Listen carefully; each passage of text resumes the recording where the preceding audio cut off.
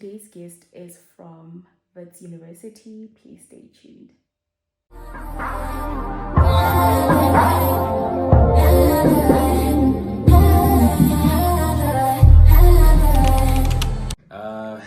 Good evening. My name is Amogelang Mphahlele, and I am a fifth-year medical student currently registered at the University of the Witwatersrand district. I'm here today just to be able to give you a few tips and tricks in terms of why I chose the varsity that I chose, and hopefully make your decision-making process for getting into medicine way easier. So the reason why I chose WITS is that I wanted to go to an institution that's known to have a very strong academic record. WITS has been known to produce great powerhouses in the past, and I also still wanted to have the benefit of being relatively close to home. Places like the Western Cape were beautiful options, but I felt like it was too far, and I really do tend to get homesick quite easily, so WITS just seemed like the best choice for me. And it's been 5 years now. I'm a proud Witsie, and I wouldn't have it any other way. So my orientation period at WITS was actually quite seamless and proper. Even though it was during the COVID period, I still had the privilege of being able to stay at a WITS residence, Ernest Oppenheimer Halls of Residence, which is essentially for health science and education students.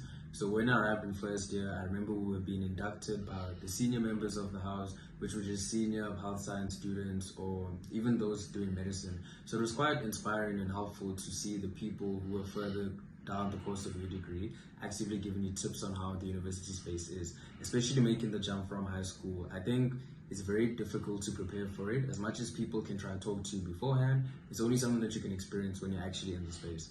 So I really did applaud them for that. And secondly, WITS as an institution still has a compulsory orientation program. I believe it's called Gateway to Success, for like a full week of orientation. I think it's 3 weeks now, but during our time it was 1 week, where different service providers, different faculty members, different clubs and societies, everyone that you can possibly think of, all those different support structures for a student will basically come into the space to see you, be it at your medical campus, be it at your faculty, whatever. They basically just see you and they orientate you and they give you tips and tricks and all the support structures that you need to know about.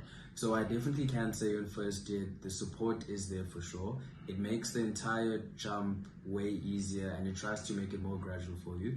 And at the same time, you get the benefit of building new connections and new friendships. I mean, even social life has been quite proper. Right now, with the orientation week at the end, they include something called a freshers party, which is where the first years just get to party, meet each other, do this, do that. So it really is a proper orientation period at WITS. I strongly feel like it sets you up for greatness. It's called Gateway to Success.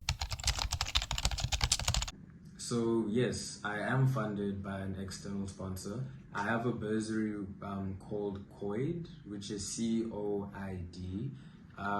Actually, it's a blessing how I managed to get the bursary because I didn't know that much about it. But luckily, my mom had done a bit of deep research when I was starting my first year journey, and I applied. I managed to get in, and ever since, it's been a very beautiful and seamless history. I haven't had any issues with them. They always pay when they need to. It's a very great blessing, and I'm very happy for that. Only situation now is I'm not too sure. I believe the application requirements have changed a bit, but everything should still be available on their website, and hopefully that can help someone whoever may need it now. And yeah, good luck. So in terms of funding opportunities at my university, there actually are a few different channels of communication ports that you could use to your advantage. The first one is the fact that there's something called the Hardship Fund. So if there is a change in your financial situation at home, or if you just aren't unable to pay your fees anymore, you can apply for the Hardship Fund. And then WITS has its own criteria system, and then they can determine if they can help pay for a fraction of your fees. And then another situation that you can use is the donation discretionary fund, which is essentially where every WITS student, when they register for the academic year, they are required to provide some of their information such as household income, any supporting documents, anything like that. And then your name gets put on a list, and then during the course of the year, any company or any independent company or any sponsors or bursars who are looking to sponsor students may find you, and if you meet their criteria, they can choose to sponsor you for that year. That's actually how one of my friends got their bursary last year. So there definitely is a lot of financial support at WITS University, but at the same time, there's always so many people that you can ask when you get here. People in your degree, people that you know, the people that you meet in your academic spaces, the SRC. There's so many different channels that you can use to make sure that your financial limitations do not stop you from attaining the goals and aspirations that you have for your life. So yes, as part of the transformation agenda of our university, it's compulsory that all medical students do learn isiZulu as part of the medical curriculum, just so that we're able to engage with patients more and be in a situation where we don't have to rely on a translator, given that isiZulu is the most common spoken language in our country. So yes, from third and fourth year, you are going to be registered in a module or in a course called Utini, which is essentially where they teach you basic conversational isiZulu, but more focused in a medical sense, such as the questions you can ask, the most likely responses you'll get from a patient, and just a few escape sentences and phrases that you can use to just try to bridge the communication barrier that you have with the patient. I definitely recommend that. It's a great opportunity to learn any South African language, and it really does broaden and raise your clinical skills and your prowess in the clinical space. So yes, it's a very, very great program. So I actually did allude to this question in my response about the orientation period, but I've remained at EOH, which is Ernest Oppenheimer Halls of Residence, since my first year of study at WITS.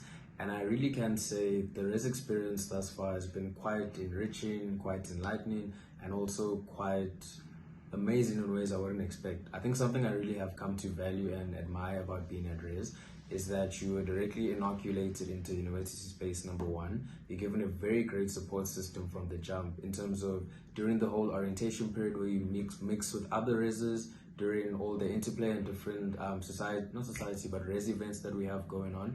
You get to meet a lot of people, you get to meet people from all the different walks of life, all different socio-economic circumstances, all meeting up in the exact same space just to pursue their careers or pursue their degrees. I think the benefit of WITS res is obviously there are a few discrepancies depending on the res, but generally you are not forced to vacate the premises during your recess periods, except for the June-July vacation period and the December vacation period. But it obviously depends on your degree, because for example with medicine, our recess and vacation periods are very different from every other faculty or every other degree. So during June, July, we're not forced to be kicked out anyway, because that is part of our academic year. So if it's part of your academic year, they won't kick you out at all. You can stay there for as long as you need. The only situation I remember is if you're gonna stay over in December for whatever reason, that's when you do need to apply for vacation accommodation. But it's something that I want to say, once you apply for it, it should be a bit of a process where you talk to the right people and they'll be able to help you properly. So yeah, you're never forced to leave, but it's only in December when you have to vacate the premises, so you have to move everything into storage rooms and everything. That's the only time it really gets busy. But during the year, if you're doing medicine, I'm pretty sure if it's just medicine, but if you're doing medicine or it matches your academic year, let me rather say that, your academic calendar, then you won't be forced to vacate the premises. I know people that only leave once a year, so yeah. In terms of student leadership spaces, I haven't really tried to branch into things like house committees or SRC, all obviously by my own decisions. But I did get time to be part of an executive committee member at one of the VIST societies at med school, which was quite fun and interesting.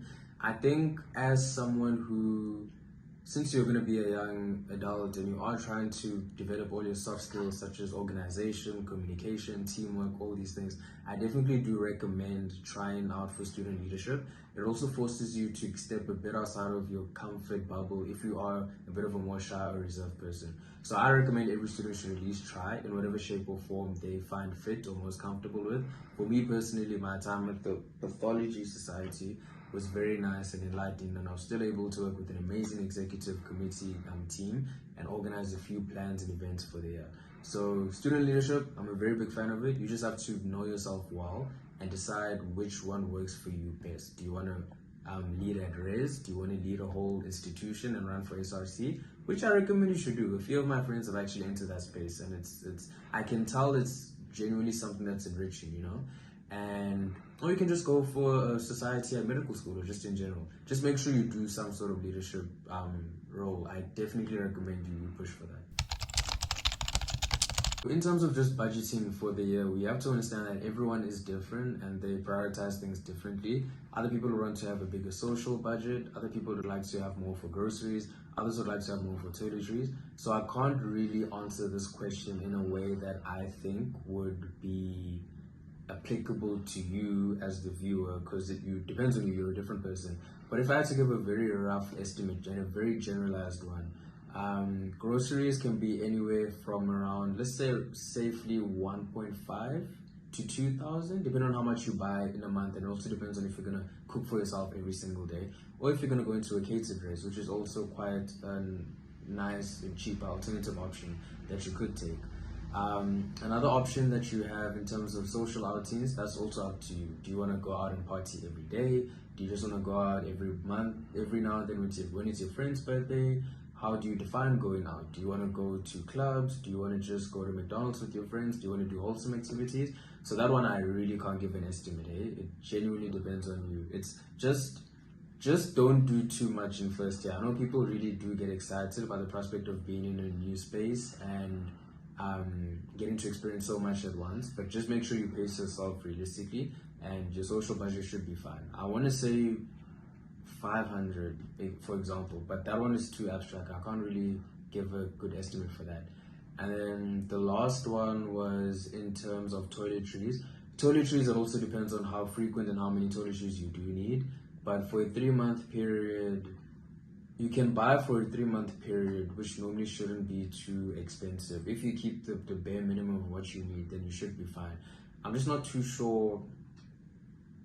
Yeah, I want to say between 5 and 1,000 for 3-month period, somewhere there. But yeah, it depends on how you spend toiletries. So yeah, I just recommend doing your research and also having a budget worked out with your parents or your guardians before you enter the varsity space, just so you can have something to compare to as the year goes on. Obviously, you might find that your budget says this, and then you get here in January and you find out things are a bit different, but that's why you adjust and work within the means of what you do have available. There's no need to go to varsity and overspend or overexert yourself, but at the same time, you shouldn't be too conservative that you don't get to experience what life is about at such a young age.